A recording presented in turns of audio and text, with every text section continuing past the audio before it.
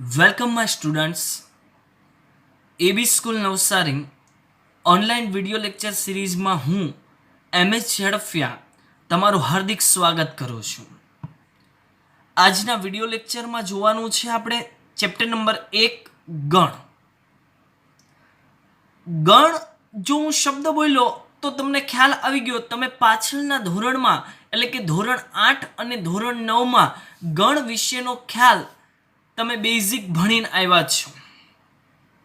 તો આપણે પાછળના વર્ષોમાં તમે જે ભણીને આવેલા છો એને યાદ અપાવીએ અને થોડુંક એડવાન્સ આ ચેપ્ટરમાં ગણ વિશે આપણે જોશું.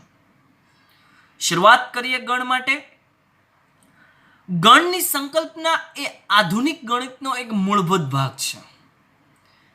જો ભૂમિતિ હોય, શ્રેણી હોય, સંભાવના હોય વગેરેનો આપણે અભ્યાસ કરવો હોય તો ગણનું જ્ઞાન હોવું આપણને જરૂરી છે. ગણની સંકલ્પના જર્મન ગણિતશાસ્ત્રી જ્યોર્જ કાર્ટનરે આપેલી હતી. હવે આપણે ટેક્સ્ટબુક રિલેટેડ આપણે શરૂઆત કરીએ તો સૌપ્રથમ ગણ એટલે શું? જોજો વિદ્યાર્થી મિત્રો કે ગણ એ ગણિતમાં આવતા અવ્યાખ્યાયિત પદો પૈકીનું એક પદ છે. એની કોઈ ચોક્કસ વ્યાખ્યા ન હોય, એને કોઈ વ્યાખ્યાયિત ન કરીએ આપણે, પણ આપણી ભાષામાં જો આપણે લખવું હોય તો આપણે લખીએ ગણ વિશે. જો ચેપ્ટરની શરૂઆત કરું છું પહેલા,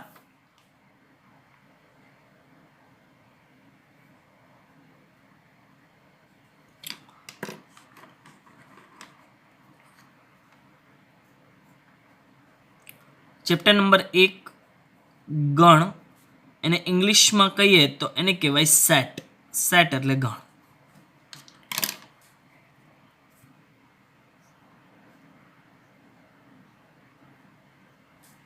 હવે જો આપણી ભાષામાં લખીએ તો ગણ એ ગણ એટલે કે અમુક ચોક્કસ સુવ્યાખ્યાયિત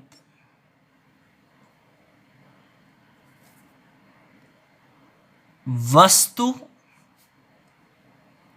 કે પછી સંખ્યા ઓનો સમૂહ. સમૂહ એટલે જૂથ. ગણ એટલે કે અમુક ચોક્કસ સુવ્યાખ્યાયિત. સુવ્યાખ્યાયિત શબ્દ છે એ આ વાક્યની અંદર ભાર આપે છે. સુવ્યાખ્યાયિત વસ્તુ અથવા સંખ્યાઓનો સમૂહ છે.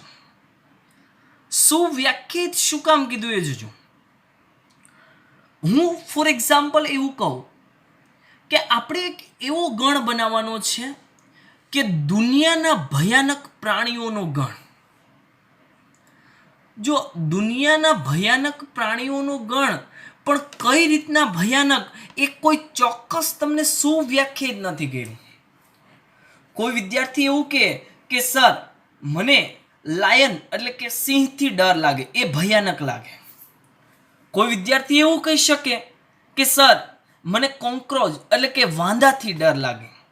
મતલબમાં આપણે પર્સન ટુ પર્સન ભયાનક જે પ્રાણીઓ છે એ અલગ અલગ હોઈ શકે, એટલે એમાં કોઈ સુવ્યાખ્યાયિત નથી તો એને ગણ ન કહી શકે. એટલા માટે જ આ પહેલું સેન્ટેન્સ મેં એવું લખ્યું કે ગણ એટલે કે અમુક ચોક્કસ સુવ્યાખ્યાયિત વસ્તુ અથવા સંખ્યાઓનો સમૂહ છે. સુવ્યાખ્યાયિત હોવું જોઈએ તો જ એને આપણે ગણ કહીએ. નેક્સ્ટ જો આગળ લખીએ તો ગણને દર્શાવવા, નેક્સ્ટ લખીએ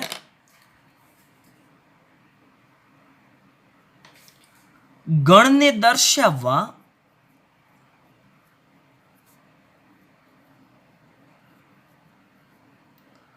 અંગ્રેજી મૂળાક્ષરના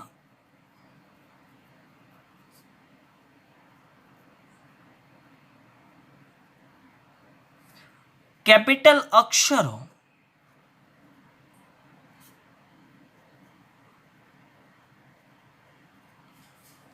A, B, C, X, Y, Z નો ઉપયોગ થાય છે. ગણને આપણે આનાથી દર્શાવીશું.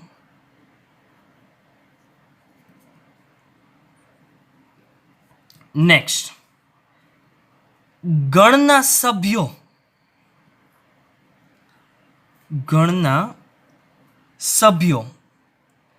એટલે ગણમાં જે અંદર જે પદ આવેલા હોય એને એના સભ્યો કહેવાય.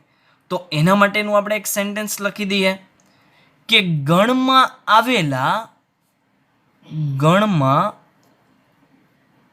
આવેલા પદોને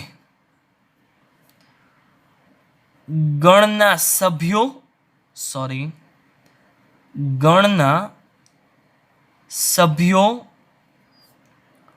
અથવા ગણના ઘટક કહેવાય છે.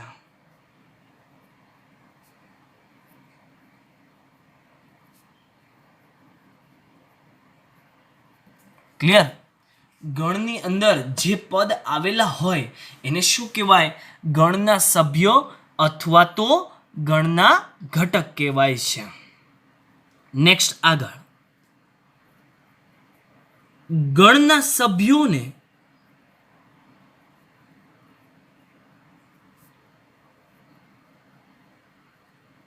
ધનુષ કૌંસ એટલે છગડીયો કૌંસ આપણી ભાષામાં, એટલે આપણે આવું કરીએ ને,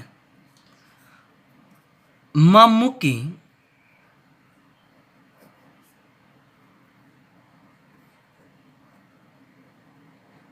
દર્શાવવામાં આવે છે. આમાં મૂકી અને દર્શાવવામાં આવે છે. નેક્સ્ટ,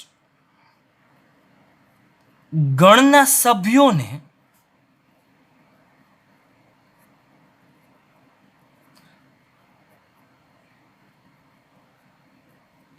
અંગ્રેજી મૂળાક્ષરના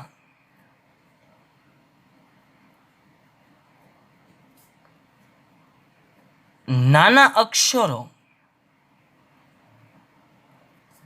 જેવા કે A, B, C, X, Y, Z વડે દર્શાવાય છે. ટૂંકમાં કહું તો સ્મોલ લેટર વડે દર્શાવાય છે. ક્લિયર? નેક્સ્ટ, આગળ, ગણના બે સભ્યોને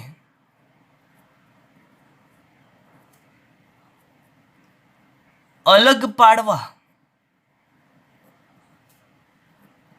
વચ્ચે અલ્પવિરામ એટલે તમને ખ્યાલ જ હશે, આવી રીતના કરીએ આપણે, મૂકવામાં આવે છે.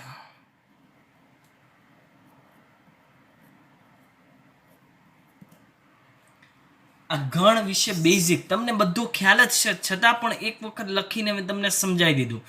ગણને જો આપણે દર્શાવવું હોય તો આપણે કેપિટલ લેટર એટલે કે ABC, XYZ એનો આપણે ઉપયોગ કરીશું. ગણમાં આવેલા પદોને ગણના સભ્યો અથવા ગણના ઘટક કહેવાય. ગણના સભ્યોને આપણે ધનુષ કૌંસ વડે દર્શાવીશું. ગણના સભ્યોને અંગ્રેજી મૂળાક્ષરના નાના અક્ષરો એટલે કે ABC, XYZ સ્મોલ લેટર વડે દર્શાવીશું. અને બે સભ્યોને અલગ પાડવા આપણે અલ્પવિરામનો ઉપયોગ કરીશું. હવે એક ઉદાહરણ લઈએ. ફોર એક્ઝામ્પલ, A એટલે ગણ દર્શાવવા ધનુષ કૌંસ, આ એનો ધનુષ કૌંસ. એના સભ્યોને હું દર્શાવું, એની અંદરના સભ્યો, આ એના સભ્યો છે A, B અને C. A છે એ ગણ એનો સભ્ય છે તેમ કહેવાય.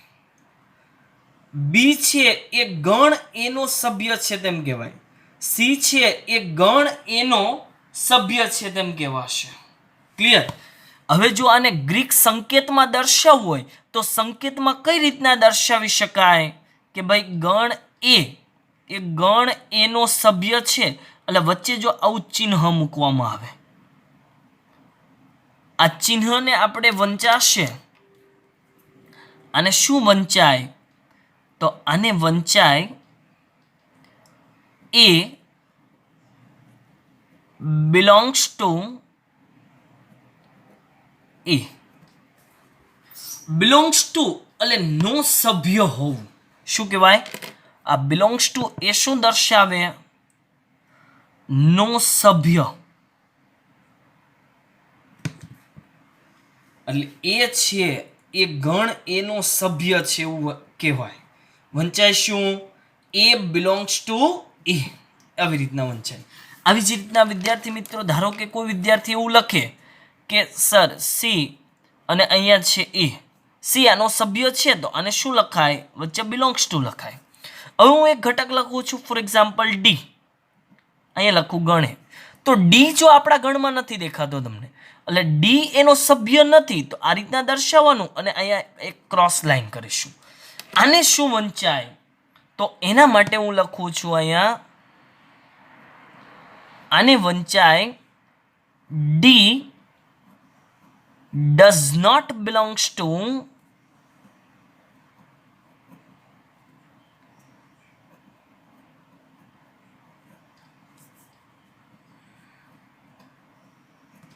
A. D does not belongs to A. આવું વંચાય. એટલે એનો સભ્ય નથી એવું આપણે કહી શકીએ. ક્લિયર? આ ગણ વિશેનો બેઝિક ખ્યાલ થયો.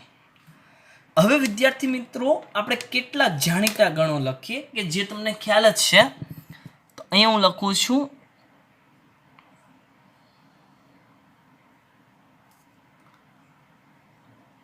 કેટલાક જાણીતા ગણો. કેટલાક જાણીતા ગણ. ચાલો, એમાં પહેલું સંકેતમાં લખીએ આપણે કેપિટલ એન. કેપિટલ એન એટલે શું કહેવાય? કે બધી જ પ્રાકૃતિક સંખ્યાનો ગણ. પ્રાકૃતિક સંખ્યાનો ગણ. એને ઇંગ્લિશમાં કેવું હોય તો કહેવાશે the set of natural number. Natural number એટલે પ્રાકૃતિક સંખ્યાનો ગણ. તો આ પ્રાકૃતિક સંખ્યાના ગણની અંદર કયા કયા સભ્ય આવે?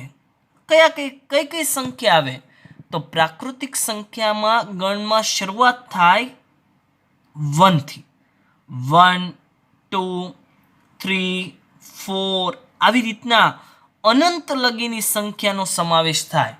ખાસ ધ્યાન રાખજો, પ્રાકૃતિક સંખ્યાના ગણમાં 1 2 3 4 આવી અનંત સંખ્યાઓનો સમાવેશ થાય. નેક્સ્ટ વિદ્યાર્થી મિત્રો, આગળ આના પછી છે આપણી પાસે સંકેત. હું લખું છું ડબલ્યુ, એટલે તમને મગજમાં તરત જ ખ્યાલ આવી ગયો હોય. ડબલ્યુ એટલે શું ભાઈ? કે બધી જ પૂર્ણ સંખ્યાઓનો ગણ. પૂર્ણ સંખ્યાનો ગણ.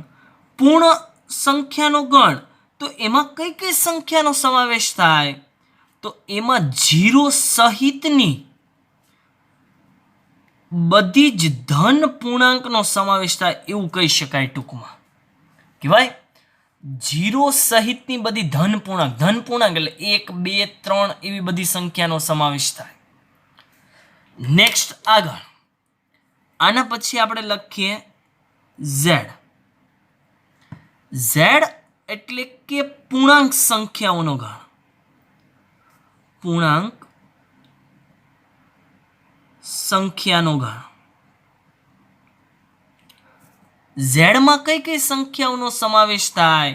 તો ઝેડમાં પૂર્ણાંક એટલે કે ઋણ પૂર્ણાંક, 0 અને ધન પૂર્ણાંક. ઋણ પૂર્ણાંક એટલે -2 -1 આગળ જાઓ તો -3 -4 આવી માઇનસ ઇન્ફાઇનાઇટ લગી 0 આવે અને ધન પૂર્ણાંક આવે 1 2 3 આવી રીતના અનંત સુધી આવશે. આ ઝેડની અંદર સમાવેશ થાય. એટલે વિદ્યાર્થી મિત્રો, તમે જોઈ શકો કે એન છે, એન એ ગણના બધા જ ઘટક ઝેડમાં આવે છે. ડબલ્યુ છે એના બધા જ ઘટક ઝેડમાં આવે છે. આના પછી વિદ્યાર્થી મિત્રો આપણે આગળનો ગણ જોઈએ તો એ ગણ છે આપણી પાસે સંકેત છે એનો ક્યુ. ક્યુ એટલે સમય સંખ્યાનો ગણ.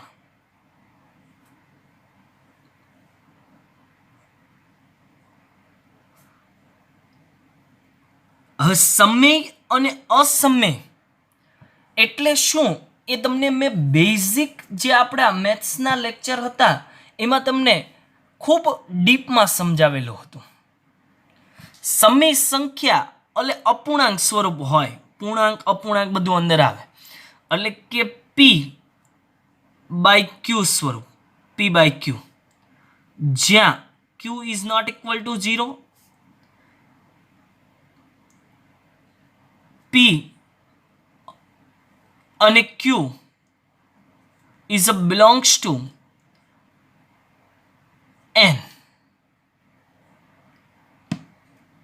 અથવા પી બિલોંગ્સ ટુ એન લખો તો આના માટે તમે ક્યુ બિલોંગ્સ ટુ એન અથવા ઝેડ પણ લખી શકો. જો ક્યુ છે ક્યુ એ 0 નથી. શું કામ? જો છેદમાં 0 લખું તો કોઈ પણના છેદમાં 0 તો એ અવ્યાખ્યાયિત બની જાય. એટલા માટે એટલે ક્યુ જે આપણી પાસે ગણ છે એની અંદર બધી સમય સંખ્યાનો સમાવેશ થાય, એટલે ઉપરના બધા જ ગણ અંદર આવી જાય. એન ડબલ્યુ ઝેડ આ તો બધું જ અંદર આવી જવાનું. આ ઉપરાંત અપૂર્ણાંક એટલે કે 1/2, 3/5, -7/9 આવા બધા જ અપૂર્ણાંક અનંત લગી બધા અંદર આવી જવાના છે. એના પછી નેક્સ્ટ ગણ આપણે જોઈએ તો એને હું સંકેતમાં દર્શાવું છું આઈ. આઈ એટલે કે અસમય સંખ્યાનો ગણ. અસમય સંખ્યાનો ગણ. હવે અસમય સંખ્યા એટલે શું એ તો મેં તમને આગળ સમજાવેલું જ છે. તો એના માટે હું લખું જો કઈ કઈ સંખ્યા તો પાઈ, ઈ, ધારો કે √2, √5. ટૂંકમાં કહું તો અસમય સંખ્યા એટલે કે જેનું મૂળ ના નીકળતું, મૂળ એટલે વર્ગમૂળ, ઘનમૂળ, ચતુર્થમૂળ, દશાંશ સ્વરૂપ હોય, દશાંશ સ્વરૂપ એમાં પોઈન્ટ પછી પુનરાવર્તન ન થતું હોય તો અનંત લગી અલગ અલગ જ તમને ડિજિટ મળતા હોય તો એટલે એને શું કહેવાય? અસમય સંખ્યા કહેવાશે. ક્લિયર?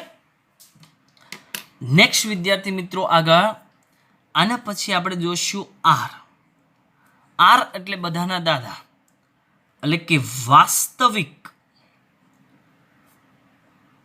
સંખ્યાનો ગણ. જો એક વસ્તુ મારે અહીંયા કહેવાનું બાકી રહી ગયું તમને કે NWZ એ ક્યુમાં આવેલા છે અને આઈ છે, આઈ એ તો અલગ જ ગણ છે. ઉપરના કોઈ પણ ઘટક આમાં ન આવે. આઈ તો અલગ જ ગણ છે. એટલે વાસ્તવિક સંખ્યાનો ગણ એટલે શું કે ભાઈ ક્યુ અને આઈ આ બંનેને કમ્બાઈન કરી દઉં એટલે શું મળે મને? આર મળે. આરની અંદર બધી જ સંખ્યા આવી જાય. ધન પૂર્ણાંક આવે, ઋણ પૂર્ણાંક આવે, 0 આવે, અપૂર્ણાંક આવે, સમય આવે, અસમય આવે, બધી જ સંખ્યા વાસ્તવિક સંખ્યાના ગણમાં આવી જાય. ક્લિયર? અહીંયા સુધી તમે આગળ ભણેલા હતા અને મેં હજી પણ તમને આના પછી એક ગણ કીધેલો જે આપણે આગળ ચેપ્ટરમાં આવશે, ચેપ્ટર નંબર 5માં. તો એ સંકેત છે એનો સી અને એને કહેવાય સંકર સંખ્યાનો ગણ. સંકર સંખ્યાનો ગણ.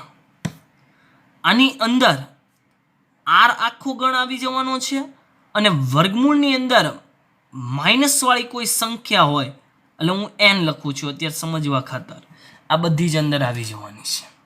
અને સંકર સંખ્યાનો ગણ કહેવાશે. એટલા ગણ વિદ્યાર્થી મિત્રો તમને ખ્યાલ જ છે જે તમે ભણીને આવી ગયા છો.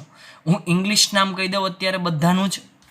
એન એટલે the set of natural number, W the set of whole number, Z the set of integer number, Q the set of rational number, I the set of irrational number, R the set of real number અને C the set of complex number.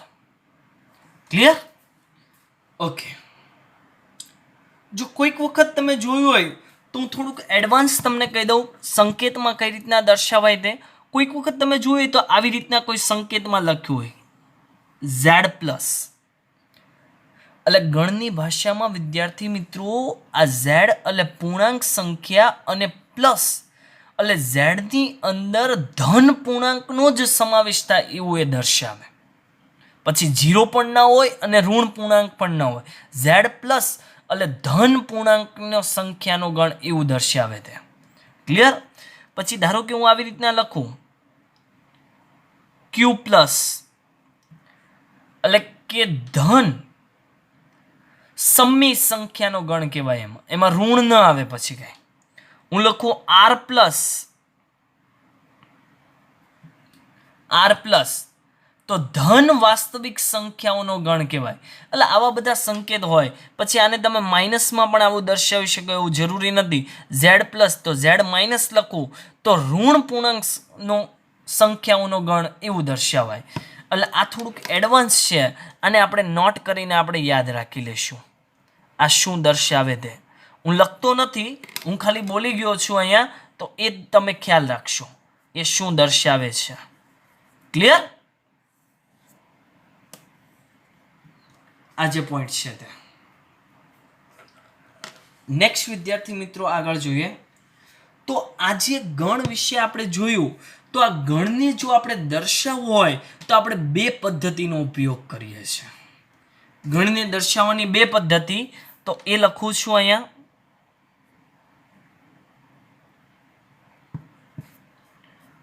ગણને દર્શાવવાની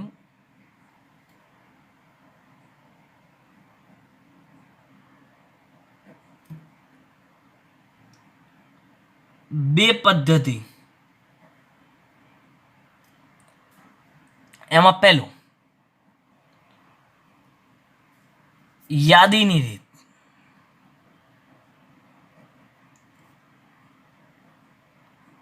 યાદીની રીતને જો ઇંગ્લિશમાં કેવું હોય તો એને કહેવાશે વિદ્યાર્થી મિત્રો રોસ્ટર અથવા ટેબ્યુલર ફોર્મ. ઇંગ્લિશના હું બધાના જ કહીશ તમને સાથે, એટલે તમને ઇઝી રહેશે. કેમ કે મેથ્સમાં જો તમને કોઈ ઇંગ્લિશ નામ ખબર હોય, કોઈ ગણને શું કહેવાય, કોઈ મતલબમાં કોઈ સંખ્યા એનું ઇંગ્લિશ નામ કોઈ આવતું હોય, કોઈ પદનું ઇંગ્લિશ નામ, તો ઇંગ્લિશની તમારી પાસે રકમ હોય તો પણ ગણતરી કરવી તમને સરળ બને એટલા માટે. અને બીજું ગુણધર્મની રીત.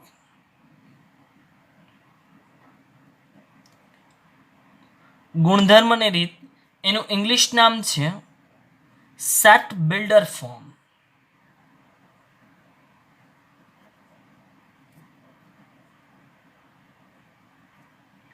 Set builder form. ચાલો પહેલી યાદી જોયા. યાદીની રીત પહેલું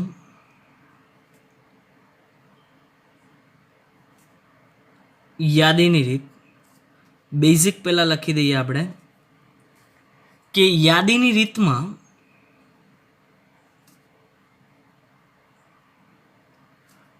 ગણના બધા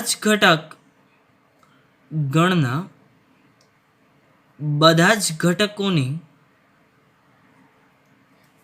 એક યાદી બનાવાય છે.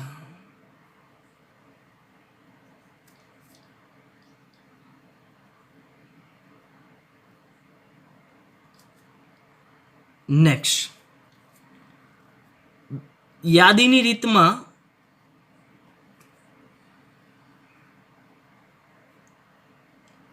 બે ઘટકો અથવા સભ્યો, બે ઘટકોને દર્શાવવા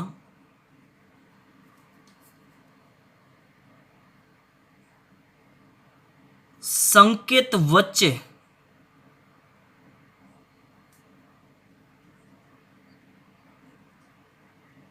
અલ્પ વિરામ મૂકી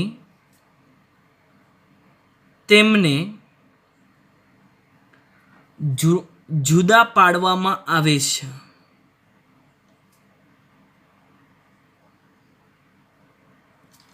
ક્લિયર? યાદીની રીતમાં ગણના બધા જ ઘટકોની એક યાદી બનાવાય છે. ટૂંકમાં તમને કહું તો આપણે કોઈ મેરેજ સિઝન ચાલતી હોય અને આપણે ઇન્વિટેશન કાર્ડનું ડિસ્ટ્રીબ્યુશન કરવું હોય, વહેંચણી કરવી હોય, તો આપણે સૌપ્રથમ શું કરીએ? પહેલાં એક લિસ્ટ તૈયાર કરીએ, એક યાદી બનાવીએ કે આ ફલાણા ભાઈને આપવાનું છે, આ ભાઈને આપવાનું છે, પેલા કાકાને આપવાનું છે, પેલા મામાને આપવાનું છે. તો એવી જ રીતના વિદ્યાર્થી મિત્રો કે ગણ છે ગણ, એના ઘટકોની પણ એક યાદી બનાવવામાં આવે છે. ફોર એક્ઝામ્પલ જો હું લખું, ઉદાહરણ આપું તો વધારે સમજ પડશે. ફોર એક્ઝામ્પલ પહેલું ઉદાહરણ છે અંગ્રેજી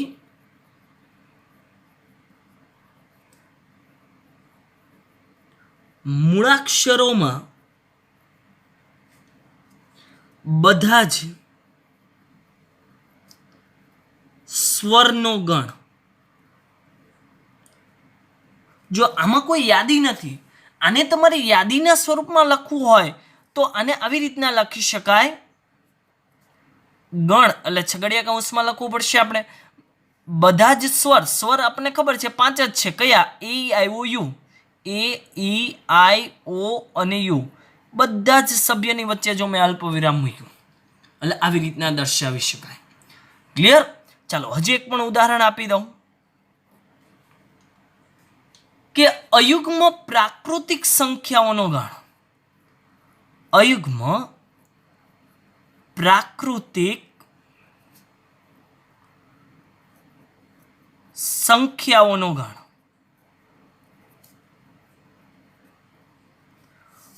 પ્રાકૃતિક સંખ્યા એ કેવી? અયુગ્મ. અયુગ્મની શરૂઆત ક્યાંથી થાય? 1, 3, 5, 7 આવી અનંત લગી. કેમ કે કોઈ ફિક્સ લિમિટ નથી કીધું કે 10 કરતાં નાની, 100 કરતાં નાની, 500 કરતાં નાની. ખાલી પ્રાકૃતિક કીધું તો અનંત લગી આપણે જવું પડે. એટલે આજે આપણે યાદી બનાવી ઘટકોની, એને શું કહેવાય? યાદીની રીત કહેવાય. આવું 1 માર્ક્સની અંદર પૂછાય.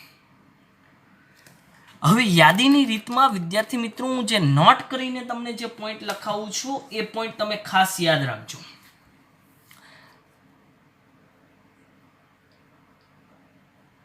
નોટ એમાંનો પહેલો પોઈન્ટ 1 નંબર કે યાદીની રીતમાં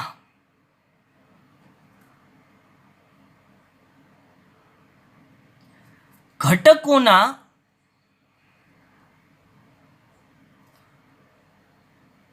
ક્રમનું મહત્વ નથી. યાદીની રીતમાં ઘટકોનો ક્રમનું મહત્વનું નથી. એટલે એ શું કહેવા માંગે? જો એક ઉદાહરણ લખું, ઉપરનું જ ઉદાહરણ લઈ લઉં. તમે એ ઈ આઈ ઓ યુ લખો અથવા એના ક્રમ બદલી નાખો કે ભાઈ એ આઈ ઓ યુ અને પછી ઈ લખું તો પણ ચાલે. ક્રમનું કોઈ મહત્વ નથી. તમે ક્રમ ગમે તેમ લખો તો પણ ચાલે. અને નેક્સ્ટ બીજો પોઈન્ટ આપણે લખીએ નોટ કરીને કે ઘટકોનું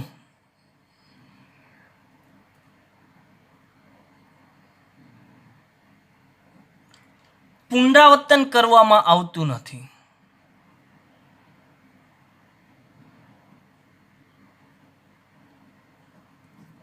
જો આનું એક ઉદાહરણ આપીને તમને સમજાવી દઉં કે ઘટકનું પુનરાવર્તન નથી કરવાનું તો એના માટે હું લખું છું. ફોર એક્ઝામ્પલ એક ઉદાહરણ લઈ લઉં. ચાલો, સ્કૂલ. સ્કૂલ શબ્દ બનાવતા મૂળાક્ષરોનો ગણ. હવે સ્કૂલ જે છે એની અંદર કયા કયા મૂળાક્ષર છે જુઓ તો તમે. એસ, સી, એચ, 2 વખત ઓ અને એલ. હવે આને જો યાદી સ્વરૂપ તમારે લખવું હોય તો આને આવી રીતના લખાય. એસ, સી, એચ, ઓ અને એલ. 2 વખત છે અને 1 જ વખત દર્શાવાય કેમ કે ઓનું પુનરાવર્તન કરવાનું નથી. ક્લિયર? ચાલો નેક્સ્ટ બીજી રીત છે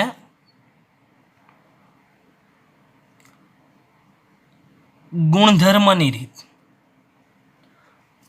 ગુણધર્મ એટલે કે તમે જે લખતા હોય એના કોઈ ગુણધર્મ, એટલે અમુકના જો ગુણધર્મ હોય, હું તમને ઉદાહરણ ખાલી આપી દઉં તો તમને વ્યાખ્યા સમજાઈ જશે. હું એવું કહું કે ક્લાસમાં તોફાની વિદ્યાર્થીઓનો ગણ, તો તોફાની એનો ગુણધર્મ બન્યો કે નહીં? તો એવા વિદ્યાર્થીઓનો ગણ ફિક્સ જ હોય કે 5 જ હોય, એવા તોફાની હોય એવા. તો ટૂંકમાં લખવું હોય તો એવું લખાય કે તોફાની વિદ્યાર્થીઓનો ગણ, એટલે ક્લાસની અંદર જે તોફાની હોય એ બધા અંદર આવી ગયા. ક્લિયર? હવે જો એની વ્યાખ્યાને રિલેટેડ આપણે એના 2-3 પોઈન્ટ સમજી લઈએ કે ગુણધર્મની રીતમાં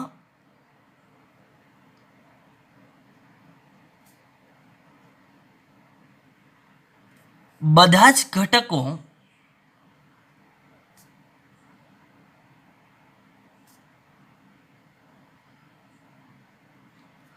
સામાન્ય ગુણધર્મ ધરાવે છે.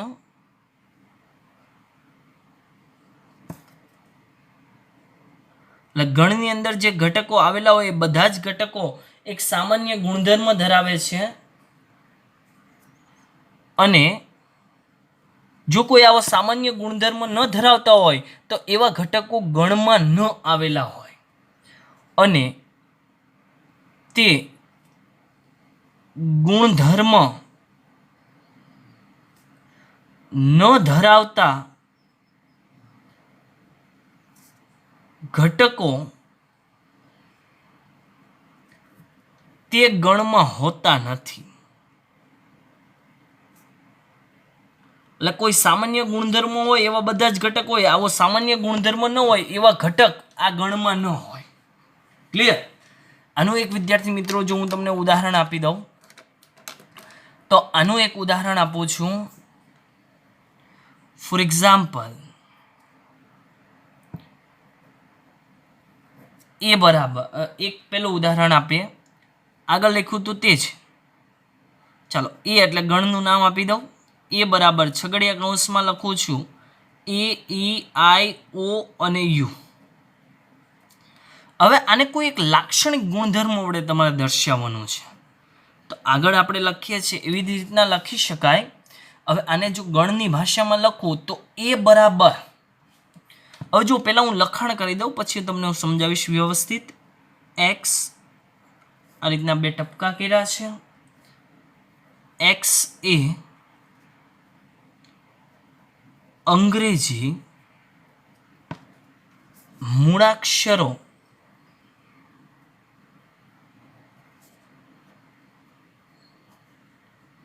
પૈકીના સ્વર છે. હવે જો આ શું દર્શાવે છે, હું તમને એક્સ છે, એક્સ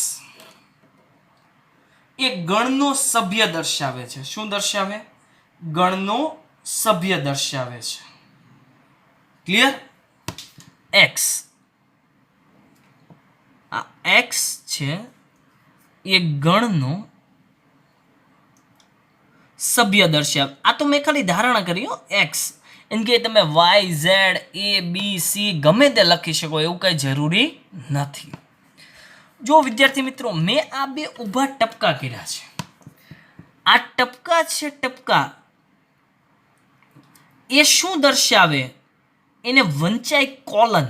શું વંચાય? કોલન.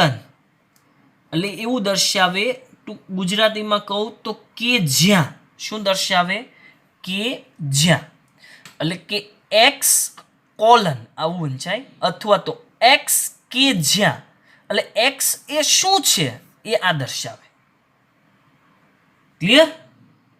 એટલે બાકી જે અંગ્રેજી મૂળાક્ષરો પૈકીનો સ્વર એ એક્સ છે, તો એ શું દર્શાવે? બધા જ ઘટકનો ગણ દર્શાવે. એટલે જે અંદર આવતું હોય એ બધા જ ઘટકનો ગણ દર્શાવી દે, અને છગડીયા કૌંસમાં દર્શાવી દઈએ છીએ આપણે. એટલે ગુણધર્મને રીતે આવી રીતના લખી શકાય. એક્સ કોલન એક્સ એ અંગ્રેજી મૂળાક્ષરો પૈકીના બધા જ સ્વર છે. નેક્સ્ટ એક બીજું ઉદાહરણ આપી દઉં તો આગળ આપણે લખ્યું છે એ જ રીતના બી તરીકે ગણ લઈ લઉં છું, અને અહીંયા લઈ લો 1 3 5 7 આ રીતના અનંત.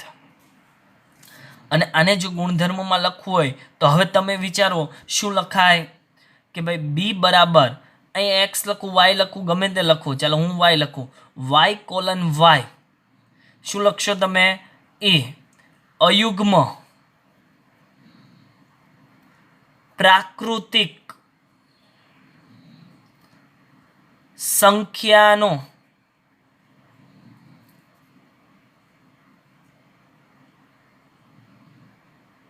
ગણ છે અથવા તો અયુગ્મ પ્રાકૃતિક સંખ્યાનો ગણ સંખ્યા છે, આવી રીતના લખાય. ક્લિયર?